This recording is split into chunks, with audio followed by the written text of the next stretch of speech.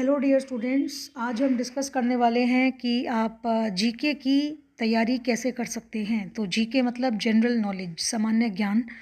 सामान्य ज्ञान को पढ़ने के लिए सबसे बेस्ट रहता है कि आप डेली थोड़ा थोड़ा पढ़ें। तो डेली आप स्पोर्ट्स की न्यूज़ देख लिया करें, या फिर अपने फ़ोन पर न्यूज़ के जो ऐप्स होते हैं वहाँ के उस पे जो नोटिफिकेशंस आते हैं आप वो देख सकते हैं। ठीक है, क्योंकि कभी भी आपको भले ही कोई एग्ज़ाम देना हो या कुछ भी हो, आप 1 या 2 दिन में जीके की तैयारी नहीं कर सकते। और जो बच्चे डेली थोड़ा थोड़ा जीके पढ़ लेते हैं ना, उनको ये बेनिफिट रहता है कि उन्हें फिर लाइफ में कोई भी एग्ज़ाम देना हो उन्हें जीके पढ़ने की ज़रूरत नहीं पड़ती है। ठीक है, जैसे आपने देखा होगा हम अपनी क्लास में डेज़ सेलिब्रेट करते हैं, तो आपको पता होगा कि वर्ल्ड हेल्थ डे कब है, एनवायरनमेंट डे कब है, मैथमेटिक्स डे कब है। ठीक है, क्योंकि जब हम सेलिब्रेट करते हैं ना तो हमें ऑटोमेटिकली याद हो जाता है। ठीक है, या हिंदी दिवस कब मनाया जाता है, ये सब चीज़ें। ठीक है, तो अब चलिए बात करते हैं कि जीके 2 टाइप की होती है, स्टैटिक और डायनामिक। अब इन दोनों में क्या डिफरेंस है। स्टैटिक का मतलब होता है जो फिक्स होता है, विच इज़ फिक्स्ड। ठीक है, तो ये वो जीके होती है जिसमें चेंजेस नहीं आएंगे। जैसे आपसे पूछा जाए कि इंडिया के फर्स्ट प्राइम मिनिस्टर कौन थे, तो अब ये तो फिक्स ही रहेंगे ना, ये तो चेंज नहीं होंगे। या इंडिया के फर्स्ट प्रेसिडेंट कौन है, तो ये भी स्टैटिक है। या फिर किसी पर्टिकुलर फेमस बुक का नाम दे दिया जाए और आपसे पूछा जाए उस बुक के राइटर कौन है, तो ये भी स्टैटिक जीके है। डायनामिक होता है जिसमें चेंजेस आते रहते हैं, चेंजेस हो सकते हैं। ठीक है, चेंजेस, ईयर बदल गया तो जीके भी बदल जाएगी, ये करंट अफेयर की तरह होता है। ठीक है, तो अब हालांकि करंट अफेयर का मतलब होता है बच्चों जो बिल्कुल रिसेंट हो, जैसे कि मार्च में कोई पेपर देने जा रहा है और अगर पेपर में लिखा है कि करंट अफेयर आएगा, तो करंट अफेयर में ना 3 से 6 महीने के क्वेश्चंस होते हैं।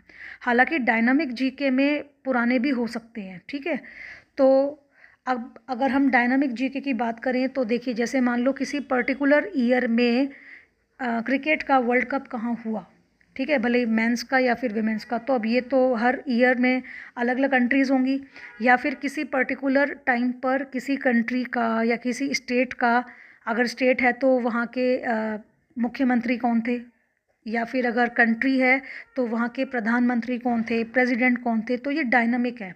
ठीक है, या फिर कोई फेमस, वर्ल्ड फेमस ऑर्गेनाइजेशन है तो उनका नाम देकर पूछ ले कि वहाँ के हेड कौन है, तो ये डायनामिक है। ठीक है, अब ये तो हम डिस्कस कर ही चुके हैं, आगे बढ़ते हैं। अब ये कुछ एग्जांपल्स हैं आपके लिए। स्टैटिक जीके में क्या क्या चीज़ें आती हैं। स्टैटिक जीके में आता है जैसे कोई भी कंट्री देकर उसका कैपिटल पूछना, कैपिटल देकर कंट्री पूछ लेना, नेशनल सिंबल्स पर क्वेश्चन, इंपॉर्टेंट डेट्स जैसे कि 5 जून को क्या सेलिब्रेट होता है, 14 सितंबर को क्या सेलिब्रेट होता है, 1 जुलाई को क्या सेलिब्रेट होता है। इस तरह से कोई रिवर या माउंटेन का नाम देकर पूछना कि ये कहाँ पर है, ये सब स्टैटिक है।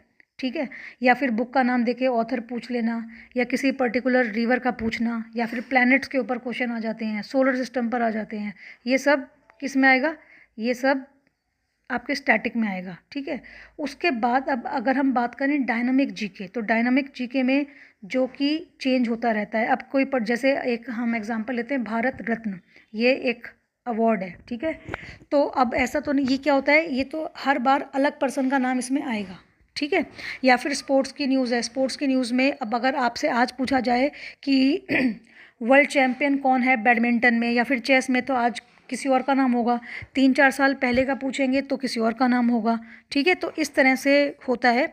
तो मैंने आपको क्या बताया, जीके को पढ़ने का बेस्ट तरीका क्या है, आप डेली पढ़ें।